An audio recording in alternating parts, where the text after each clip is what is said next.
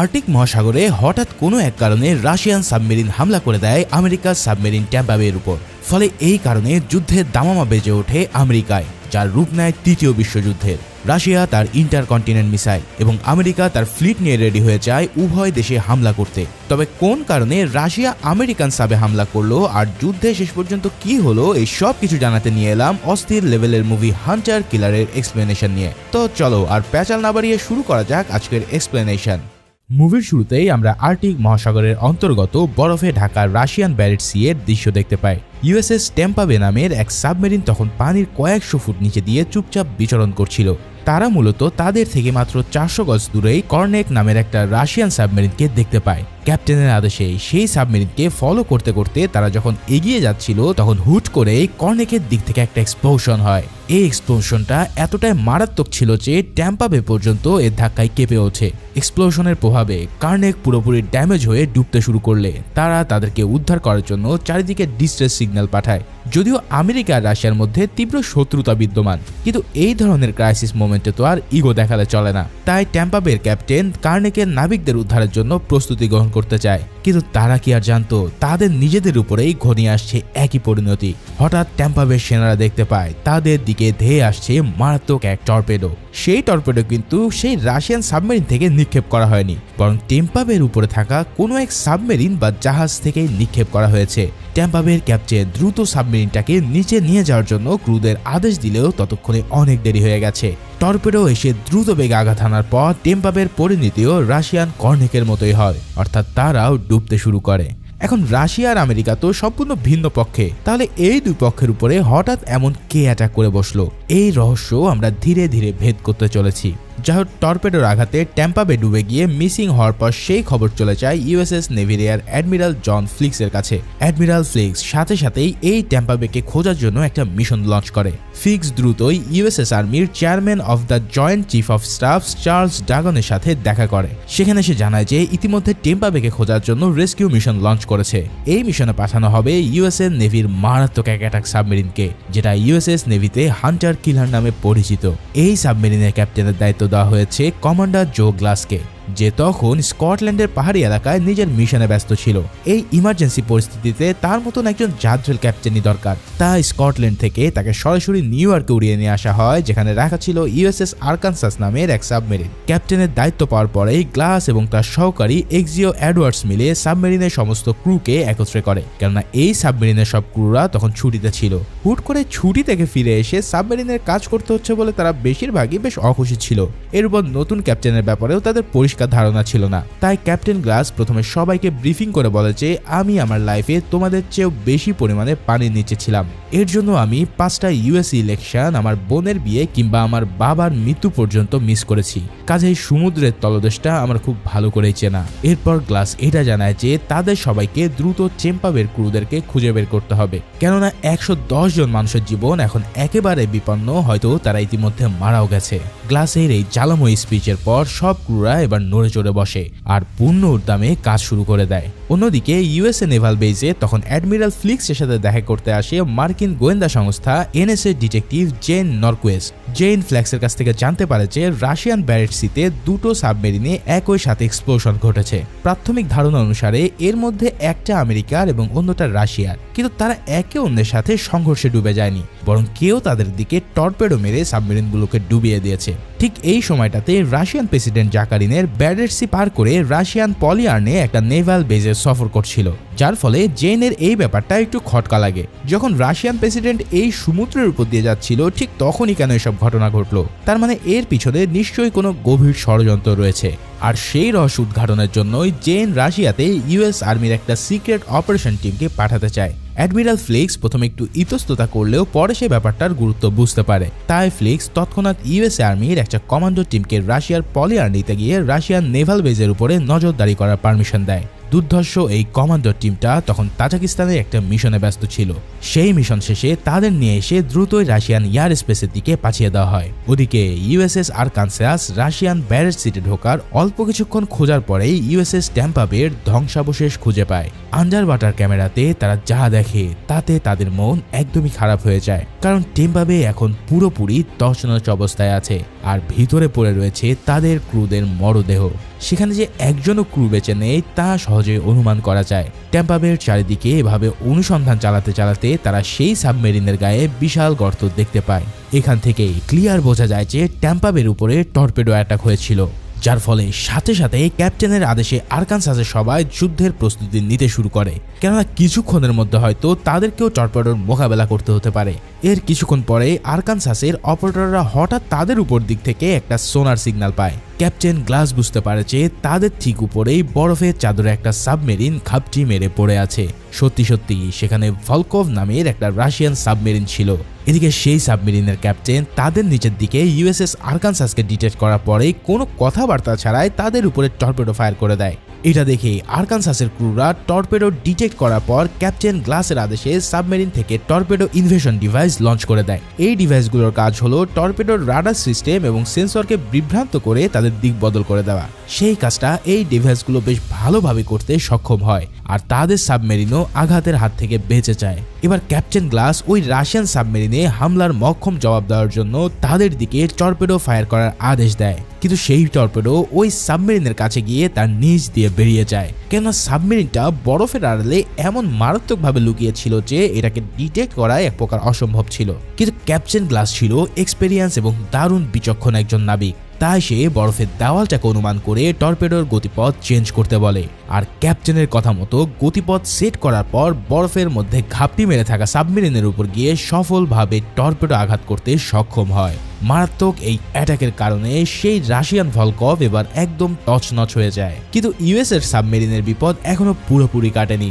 রাশিয়ানদের ছোড়া টর্পেডোগুলো এখনো এদিক ওদিক দিয়ে খুব ডেঞ্জারাস ভাবে চলাচল করছে। তখন ক্যাপ্টেন গ্লাস হঠাৎ একটা মারাত্মক ডিসিশন নেয়। টর্পেডোগুলো যখন আরকানসাসের পিছে ধাওয়া করছিল তখন গ্লাস আরকানসাসকে সোজা টেম্পা বের দিকে চালানোর নির্দেশ দেয়। এমন অদ্ভুত নির্দেশ শুনে ক্রুরা অবাক হয়ে গেলেও ক্যাপ্টেনের নির্দেশ পালন করতে তারা বাধ্য হয়। তাদের সাবমেরিন নিজ দিক দিয়ে চালিয়ে টেম্পা বের কাছাকাছি যেতে না যেতেই ক্যাপ্টেন এবার শেষ মুহূর্তে তার সাবমেরিনকে ঘোরানোর নির্দেশ দেয়। এভাবে টেম্পা বের খুব কাছাকাছি গিয়ে ইউএসএস আরকানসাস মারাত্মক এক টার্ন নেয় আর সেই টর্পেডোগুলো এবার টেম্পা বেকেই আরকানসাস ভেবে অ্যাটাক করে বসে।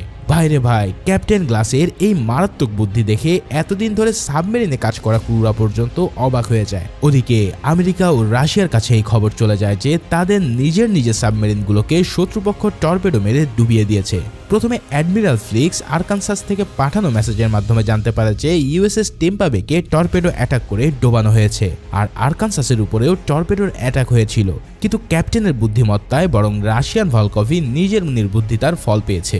এখন এই খবর পাওয়া মাত্রই ফ্লিক্স দ্রুত ডনেগানকে এই খবরটা জানায় আর ডনেগানকে আমেরিকার পুরো নেভিল ফ্লিটকে যুদ্ধের জন্য তৈরি রাখার নির্দেশ দেয়, কেননা এভাবে সাবমেরিনের উপর অ্যাটাক করাটা পুরোপুরি যুদ্ধের শামিল। অন্যদিকে রাশিয়ান প্রেসিডেন্ট জার্কিন যখন পল আর্নিতে নেভাল বেস ভিজিট করছিল তখন তার কাছেও খবর আসে যে ইউএসএ সাবমেরিন আরকানসাস তাদের সাবমেরিনকে ডুবিয়ে দিয়েছে।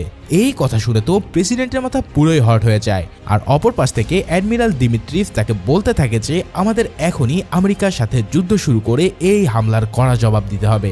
মানে সে এখানে রাশিয়ান প্রেসিডেন্টকে যুদ্ধ আরম্ভ করার জন্য ফুসলাচ্ছে। কিন্তু একটা যুদ্ধ শুরু করা তো আর এত সহজ না, কারণ যুদ্ধে দুই পক্ষেরই জানমাল এবং সম্পদের ব্যাপক ক্ষয়ক্ষতি হয়। তাছাড়া আমেরিকা আর রাশিয়ার মধ্যে যুদ্ধ শুরু হয়ে গেলে সেটা সোজাসুজি ওয়ার্ল্ড ওয়ার 3-তে পরিণত হবে। তাই প্রেসিডেন্ট জার্কিন আগে আমেরিকান প্রেসিডেন্টের সাথে কথা বলতে চায়। তবে এখানে একটা ব্যাপার তোমরা খেয়াল করবে, জার্কিনের রিয়াকশন দেখে বোঝা যায় যে ভলকভের উপরে আরকানসাসের অ্যাটাকটা তার কাছে একবারেই আনএক্সপেক্টেড। সে ভেবে নিয়েছিল যে আরকানসাস হয়তো নিচ থেকে অ্যাটাক করে ভলকভকে ডুবিয়ে দিয়েছে, কিন্তু ভলকভই যে আগে তাকে অ্যাটাক করেছিল সেই ব্যাপারে তার কোনো ধারণাই নেই।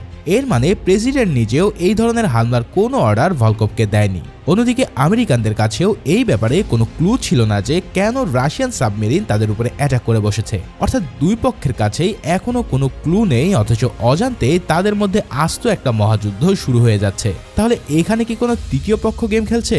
একটু পরেই এই ব্যাপারটা আমাদের আরো বেশি পরিষ্কার হবে। যাই হোক, আরকানসাসের ক্রুরা কিছু দূর এগিয়ে গিয়ে দেখতে পায় যে কিছুটা দূরে আর একটা রাশিয়ান সাবমেরিন কর্নেকের ধ্বংসাবশেষ পড়ে আছে, কিন্তু টেম্পা বে টর্পেডো রোড তো ক্লোজ ছিল। তার মানে টেম্পা বে কিন্তু কর্নেকের উপরে কোনো ফায়ারই করেনি। তাহলে প্রশ্ন হচ্ছে এই সাবমেরিন কর্নেককে আসলে ডোবালো কে?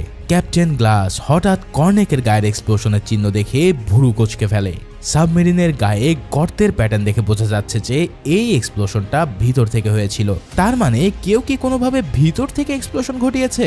এখন সেটা জানার একমাত্র উপায় হলো ভিতর থেকে রাশিয়ানদের জীবিত উদ্ধার করা।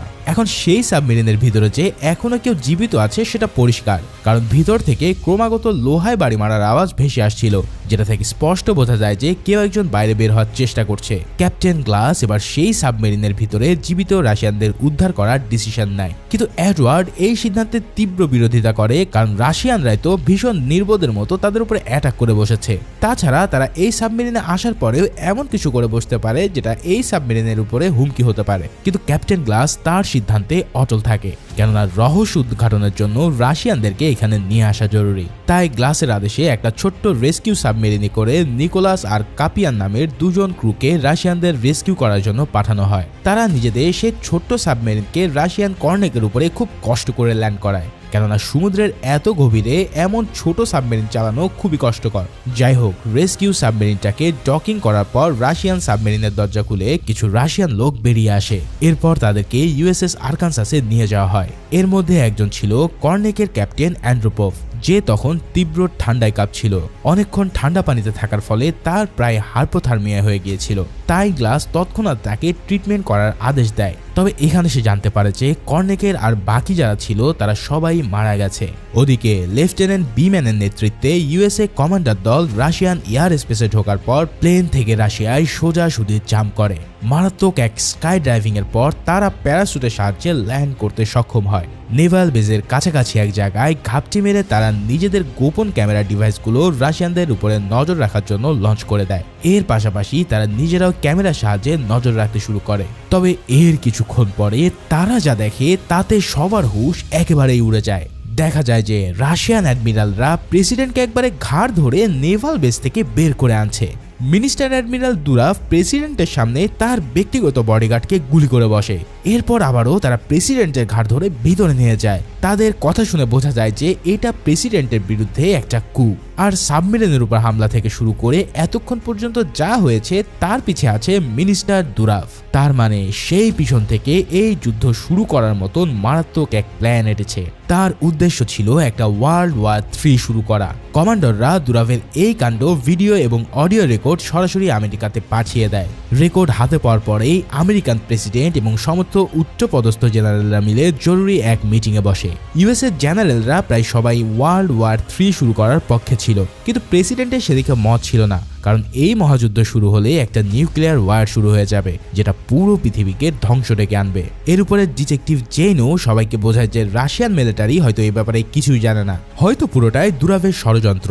সে হয়তো একাই তৃতীয় বিশ্বযুদ্ধ শুরু করতে চায়, কিন্তু রাশিয়ানদের হামলার জবাব তো কোনো একভাবে তাদেরকে দিতেই হবে, নাহলে পুরো বিশ্বের সামনে আমেরিকার কোনো মান সম্মানই থাকবে না। তাই প্রেসিডেন্ট যখন নিজেদের নেভাল ফ্লিটকে রেডি করার আদেশ দিতে যাচ্ছিল, ঠিক তখনই ফ্লিক্স বলে উঠেছে আমরা চাইলে রাশিয়ান প্রেসিডেন্টকে রেস্কিউ করে সেফলি মস্কোতে পৌঁছে দিয়ে আসতে পারি। এখন ব্যারেট সিতে আমাদের সাবমেরিন রয়েছে এবং ইউএসএ কমান্ডার দলও নেভাল বেজের কাছে অবস্থান করছে। তাই প্রেসিডেন্টকে রেস্কিউ করার চেষ্টা করাটাই হবে এই যুদ্ধ হারানোর একমাত্র কৌশল, কারণ একমাত্র প্রেসিডেন্টই মস্কোতে গিয়ে সবকিছু ঠিকঠাক করতে পারবে। তবে এই সব কথা শোনার পরেও প্রেসিডেন্ট যুদ্ধের জন্য তৈরি থাকার আদেশ দেয়, আর তার সাথে রাশিয়ান প্রেসিডেন্টকে রেস্কিউ করার মিশনও লঞ্চ করার আদেশ দেয়।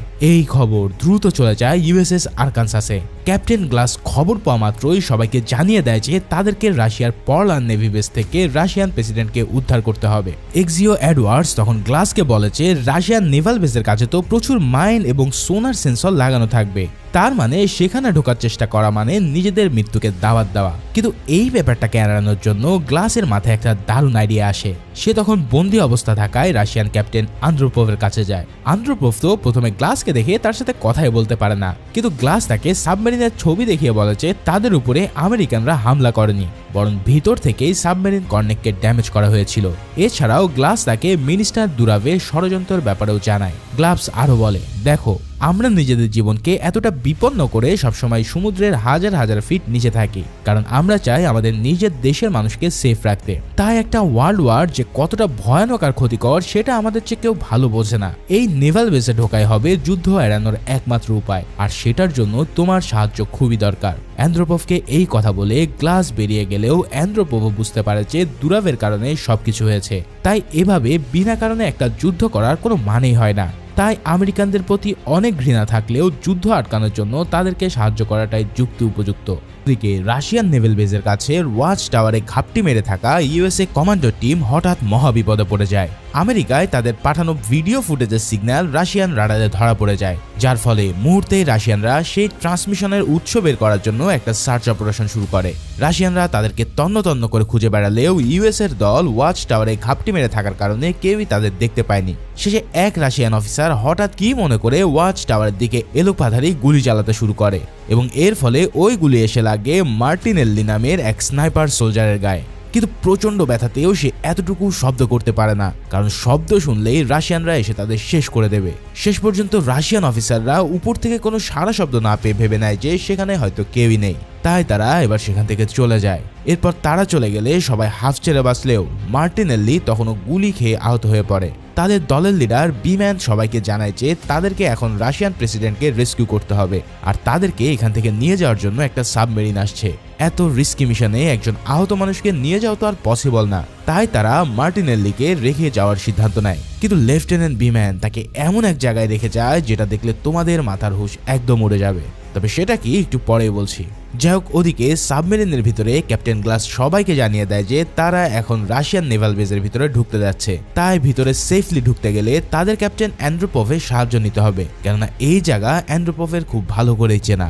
সোনার রাডার বা সাউন্ড সেন্সরগুলো এড়িয়ে যাওয়ার জন্য সাবমেরিনকে খুব নিখুঁতভাবে চালাতে হবে, আর সেখানে সামান্য ভুল করলেও রাশিয়ানদের হাতে তারা ধরা পড়বে নিশ্চিত। তাই অ্যান্ড্রোপভের সাহায্য ছাড়া এই কাজ একেবারে অসম্ভব, কেননা সেই একমাত্র ব্যক্তি যে এই নেভাল বাউন্ডারির ফাঁকফোকরগুলো চেনে। কিন্তু ক্রুরা একজন রাশিয়ানের হাতে নিজেদের জীবন বাজি রাখাটা কোনোভাবেই যেন মেনে নিতে পারছিল না। তারা ভাবতে থাকে যে অ্যান্ড্রোপভ হয়তো যে কোনো মুহূর্তে তাদের সাথে বিশ্বাসঘাতকতা করে বসতে পারে, কিন্তু ক্যাপ্টেনের অ্যান্ড্রোপভের উপরে বিশ্বাস ছিল, কেননা একে তো সে অ্যান্ড্রোপভের জীবন বাঁচিয়েছে, এছাড়াও তার উপরে এমন একজন দক্ষ অফিসার নিশ্চয়ই বিনা কারণে একটা যুদ্ধ চাইবে না। তাই গ্লাস সবার তীব্র বিরোধিতা সত্ত্বেও অ্যান্ড্রোপভের উপরে বিশ্বাস রাখে। প্রথমে রাডারগুলোকে এড়ানোর জন্য তাদেরকে সমুদ্রের মাত্র 20 ফুট উপর দিয়ে পাথরের খুব কাছাকাছি দিয়ে সাবমেরিনটাকে চালাতে হয়। এবার অ্যান্ড্রোপভের কথা মতন এই কাজ করার ফলে রাডার সিগন্যাল পাথরের আড়ালে ঢাকা পড়ে যায়, আর সাবমেরিনটাও ডিটেক্ট হওয়ার হাত থেকে বাঁচতে শুরু করে। কিন্তু তাদের চ্যালেঞ্জ এখনো অনেক বাকি। সাউন্ড সেন্সরগুলো থেকে বাঁচতে হলে তাদের এবার পুরো সাবমেরিনের ভিতরে পিন ড্রপ সাইলেন্স বজায় রাখতে হবে, কেননা এই সেন্সরগুলো মানুষের কথার আওয়াজ পর্যন্ত ডিটেক্ট করে ফেলতে পারে। কিন্তু তবুও স্ক্রু ঢিলা হওয়ার কারণে সাবমেরিনের ভিতর দিক থেকে একটা সিলিন্ডার নড়াচড়া শুরু করে দেয়, যার ফলে একজন ক্রু সেটাকে টাইট দিতে শুরু করে। কিন্তু টাইট দিতে গিয়ে তার হাত থেকে ওই রেঞ্জটা মাটিতে পড়েই যাচ্ছিল, কিন্তু ঠিক সেই সময় একজন সেটাকে ধরে ফেলে, যার ফলে একদম মৃত্যুর দুয়ার থেকে তারা কোনোভাবে বেঁচে ফেরে। ভাইরে ভাই, এই মোমেন্টটা পুরো মুভির মধ্যে খুবই ইন্টেন্স আর ব্রেথ ট্রেকিং ছিল। যাই হোক, সাউন্ড সেন্সরের পরে এবার তাদের সামনে সবচেয়ে বড় বাধা হয়ে আসে নেভাল বেজের সামনে থাকা শক্ত পাথরের দেওয়াল। এর মধ্যে থেকেই কোনো পথ খুঁজে তাদের ভিতরে ঢুকতে হবে, কিন্তু সাবমেরিনে থাকা চার্ট অনুযায়ী ভেতরে ঢোকার কোনো পথই নেই। তবে অ্যান্ড্রোপভ জানায় তাদের এই চার্টটা ভুল, কেননা নেভাল বেজের মধ্যে ঢোকার জন্য একটা গোপন পথ রয়েছে। অ্যান্ড্রোপভ সেদিকে সাবমেরিন চালাতে বললে গ্লাসও সাবমেরিনকে সেদিকে চালানোর আদেশ দেয়, কিন্তু পাথরের এমন চিপা দিয়ে চালানোর কারণে সোনার অপারেটররা সেদিক থেকে কোনো খোলা পথের হদিস পাচ্ছিল না। তখন এক্সিও ভেবে নেয় যে হয়তো রাশিয়ান ক্যাপ্টেন তাদেরকে পাথরের দেয়ালে ক্র্যাশ করাতে যাচ্ছে, কিন্তু গ্লাসের তখনও অ্যান্ড্রোপভের উপরে চরম লেভেলের বিশ্বাস ছিল, তাই সে তার নির্দেশকে কড়াভাবে মানতে থাকে।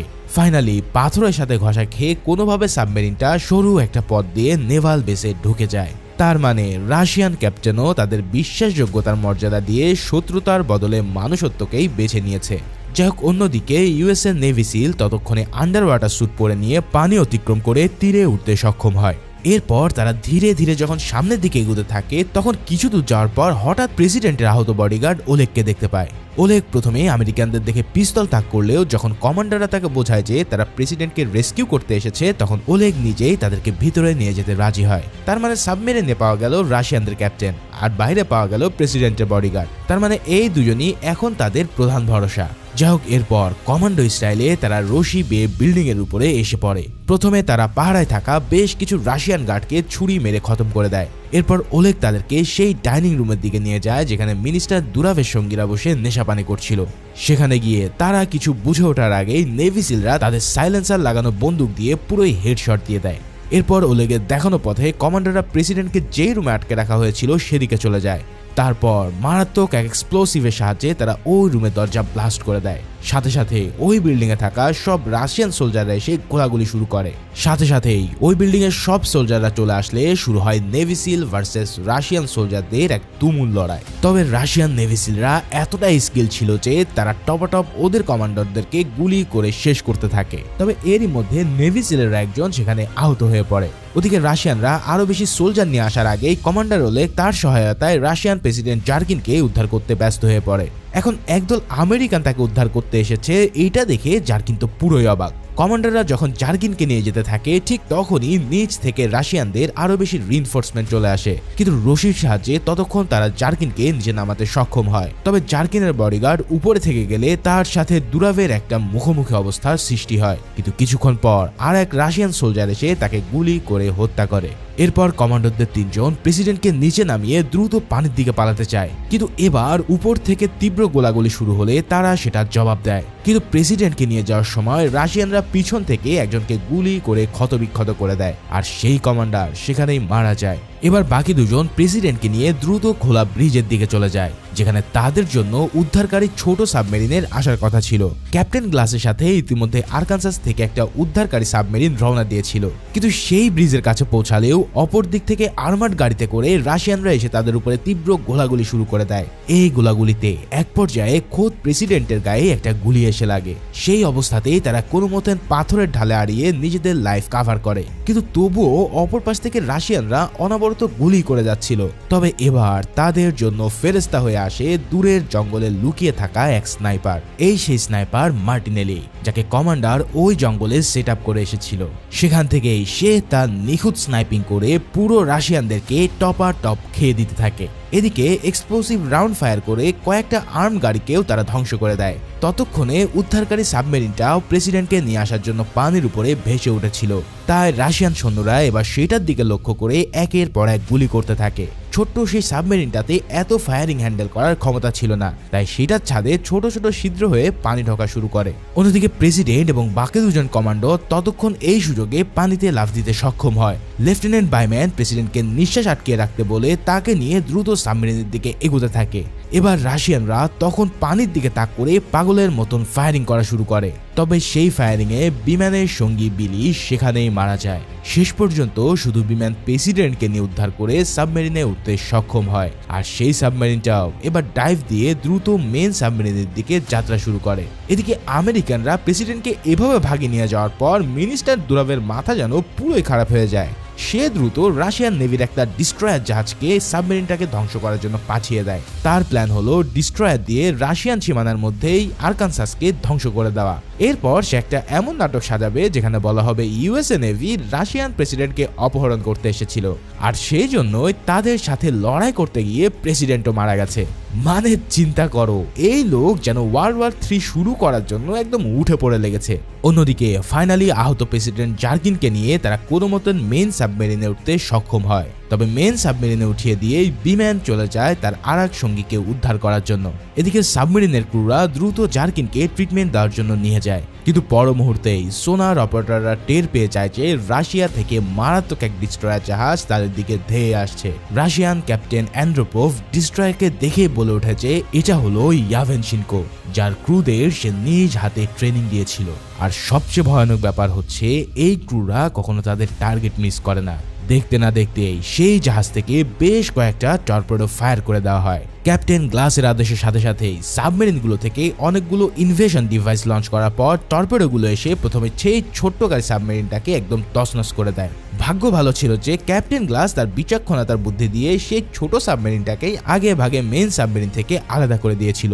তবে বাকি টর্পেডোগুলো এসে মেন সাবমেরিনেই একের পর এক আঘাত হানতে থাকে। মারাত্মক এই টর্পেডোর আঘাতে সাবমেরিনের সব ক্রুরা এদিক সেদিক ছিটকে পড়ে। এরপর একটা টর্পেডোর আঘাতে সাবমেরিনের একদিক ছিদ্র হয়ে পানি ঢোকা শুরু করে। তবে আরকানসাস ছিল একটা অ্যাটাক সাবমেরিন, তাই সেটার বিল্ড কোয়ালিটি ছিল মারাত্মক, তাই সাবমেরিন দ্রুতই তার ড্যামেজ সামলে নিতে পারে। কিন্তু তারপরেও সাবমেরিনের একদিক ছিদ্র হয়ে যাওয়ায় সেদিক থেকে পানি ঢুকতে থাকে। ক্রুরা সেদিকে ছিদ্র বন্ধ করার জন্য এবার উঠে পড়ে লেগে যায়। আর ক্যাপ্টেন গ্লাস বুঝতে পারে যে এই রাশিয়ান ডিস্ট্রয়ারটা তাদেরকে পুরোপুরি শেষ না করেই ছাড়বে না। তাই এবার সে অ্যান্ড্রোপভের কাছে জানতে চায় যে এই জোনের সমুদ্রের নিচেরটা পাথরের নাকি কাদার। তখন অ্যান্ড্রোপভ জানায় যে এই সমুদ্র তলদেশ একদম কাদায় দিয়ে ভর্তি।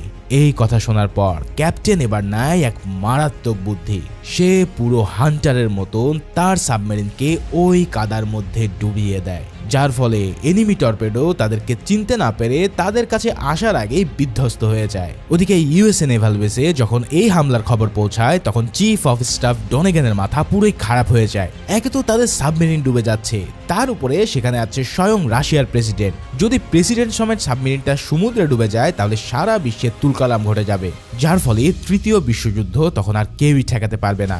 তাই ডনেগান তৎক্ষণাৎ তাদের ইউএসএ নেভির ফ্লিটকে দ্রুত রেডি হওয়ার জন্য আদেশ দেয়। আদেশ পাওয়া মাত্রই আমেরিকার আটলান্টিক ফ্লিট পুরো যুদ্ধের জন্য তৈরি হয়ে যায়। অন্যদিকে রাশিয়ান আটলান্টিক ফ্লিটও আমেরিকানদের জবাব দেওয়ার জন্য পুরোপুরি তৈরি হয়ে পড়েছে। মানে অবশেষে তৃতীয় বিশ্বযুদ্ধ লেগেই যাচ্ছে। ওদিকে জঙ্গলে ঘাপটি মেরে থাকা স্নাইপারও অবশেষে রাশিয়ানদের হাতে ধরা পড়ে যায়।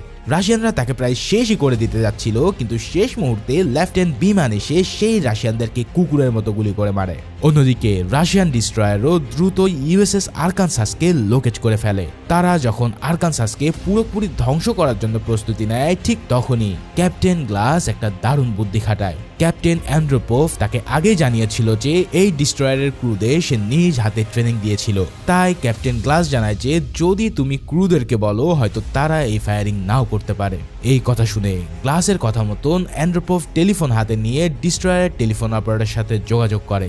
এখানে অ্যান্ড্রোপভ সেই সমস্ত ক্রুদের নাম উচ্চারণ করতে থাকে যাদেরকে সে নিজ হাতে ট্রেন করেছিল। সে জানায় আমেরিকান সাবমেরিনে সে নিজের ইচ্ছাতেই অবস্থান করছে, আর ডিস্ট্রয়ার থেকে যেন কেউ ফায়ারিং না করে সেই আদেশটাও সে দিয়ে দেয়। কিন্তু এই ডিস্ট্রয়ারের ক্যাপ্টেন ছিল আবার ভীষণ গোয়ার এক লোক, তাই সে তৎক্ষণাৎ তাদের ক্রুদের ফায়ার করার আদেশ দেয়। কিন্তু অ্যান্ড্রোপভের প্রতি সবাই এতটাই লয়াল ছিল যে তার কথা বিশ্বাস করে কেউ ফায়ার করতে রাজি হয় না। শেষে ক্যাপ্টেন তার ক্রুর মাথায় পিস্তল তাক করলে এবার আরকানসাসের ভিতর থেকে কথা বলে ওঠে খোদ রাশিয়ান প্রেসিডেন্ট জাকারিন। জাকারিন ঘোষণা দেয় যে যদি কেউ রাশিয়ান ডিস্ট্রয়ার থেকে ফায়ার করে তাহলে সেটা হবে দেশদ্রোহিতার শামিল। এই কথা শুনে বাধ্য হয়ে ডিস্ট্রয়ারের ক্যাপ্টেন এবার মিনিস্টার দুরাভ, যে কিনা ইতিমধ্যে স্বঘোষিত প্রেসিডেন্ট হয়ে বসেছে, তাকে ফোন করে জানায় যে আমার জাহাজের কোনো ক্রুরাই ফায়ারিং করতে চাইছে না। তখন দুরাভ বলে ঠিক আছে, তাহলে এই কাজটা আমি নিজেই করব। মানে ওয়ার্ল্ড ওয়ার 3 না বাঁধিয়ে এই লোকটার যেন কোনোই শান্তি হবে না। তাই সে এবার রাশিয়ান মিসাইল লঞ্চার সিস্টেমকে রেডি করতে থাকে যাতে তারা আস্ত মিসাইল ফায়ার করতে পারে। ওদিকে ইউএসএ থেকে রাশিয়ান মিসাইল সিস্টেম রেডি হওয়ার খবর শোনার পর ডগনের মাথা পুরোই আগুন ধরে যায়। সে দ্রুত ইউএসএস আরকানসাসকেও মিসাইল লঞ্চের কাউন্টার দিতে রেডি থাকতে বলে, কেননা রাশিয়ানরা ইতিমধ্যে যুদ্ধের বার্তা দিয়ে দিয়েছে। এখন আরকানসাস তখন পানিতে ডুবে যাওয়া আটকানোর জন্য উপরে ভেসে উঠেছিল, কারণ সেটার ছাদে ইতিমধ্যে ছিদ্র হয়ে পুরোই খারাপ অবস্থা। তবে ক্যাপ্টেন গ্লাস মিসাইল লঞ্চ করার আদেশ পাওয়ার পরেও নিজ থেকে কোনো মিসাইল লঞ্চ করতে চায় না, কারণ এখনো পর্যন্ত সে এই যুদ্ধ কোনো না কোনোভাবেই এড়াতে চায়। শেষ পর্যন্ত রাশিয়ান মিসাইল সিস্টেম থেকে মিসাইল লঞ্চ করে দেওয়া হয়। সবাই অপেক্ষা করতে থাকে যে কখন captain glass counter missile launch করবে, কিন্তু সবাইকে অবাক করে দিয়ে গ্লাস একদম শেষ মুহূর্তেও মিসাইল লঞ্চ করে না। ইউএসএ নেভাল বেস থেকে তখন সবাই ভেবে নিয়েছিল যে আরকানসাস ধ্বংস হয়ে গেছে, কিন্তু তখনই ঠিক কোথা থেকে যেন অনেকগুলো মিসাইল এসে তাদের দিকে ফায়ার করে রাশিয়ান মিসাইলকে ধ্বংস করে দেয়। আসলে এই মিসাইলগুলো চালিয়েছিল স্বয়ং রাশিয়ান ডিস্ট্রয়ার থেকে। এর মানে প্রেসিডেন্ট এবং অ্যান্ড্রোপভ মিলে ডিস্ট্রয়ারদের ক্রুদের ষড়যন্ত্রের ব্যাপারে বুঝিয়ে দিয়েছিল, আর সেটা বুঝতে পারার পর ক্রুরাও যুদ্ধ থামানোর জন্য নিজেদের মিসাইলকেই ধ্বংস করে দেয়। শুধু তাই নয়, সবাইকে আরো বেশি অবাক করে দিয়ে দেখা যায় যে ডেস্ট্রয়ার থেকে এবার পলিয়ার্নি নেভাল বেসের দিকেই ফায়ার করা হয়েছে। সেই দুটো ভয়ানক মিসাইল এবার সোজা উড়ে যায় পলিয়ার্নি বেসে আর ধ্বংস করে দেয় দুরাফ সহ সব ষড়যন্ত্রকারীতে। ক্যাপ্টেন গ্লাসের সাহসিকতা ও রাশিয়ান ক্যাপ্টেন অ্যান্ড্রোপভের বিশ্বস্ততায় ফাইনালি এই তৃতীয় বিশ্ব ঘটে যাওয়া থেকে পুরো পৃথিবীর রক্ষা পায়। সব ঝামেলা শেষ হলে ইউএস নেভাল বেজের সবাই একে অপরকে কংগ্রাচুলেশন জানাতে শুরু করে। আর এদিকে ইউএসএ সাবমেরিন আরকানসাস থেকেও প্রেসিডেন্ট জাগারিনকে সফলভাবে রাশিয়ানদের জিম্মায় তুলে দেওয়া হয়। আর এভাবে ক্যাপ্টেন গ্লাস এবং তার কমান্ডারদের প্রচন্ড সাহসিকতা এবং বুদ্ধির জোরে ভীষণ এক মহাযুদ্ধ থেকে পৃথিবী বেঁচে যায়। আর ঠিক এভাবেই মারাত্মক অ্যাকশন মুভিটিও এখানেই শেষ হয়। সো ভিডিওটা ভালো লেগে থাকলে অবশ্যই একটা লাইক ও কমেন্টস করতে ভুলো না। দেখা হচ্ছে পরের কোনো ভিডিওতে, সে পর্যন্ত সবাই ভালো ও সুস্থ থাকো। আল্লাহ হাফেজ।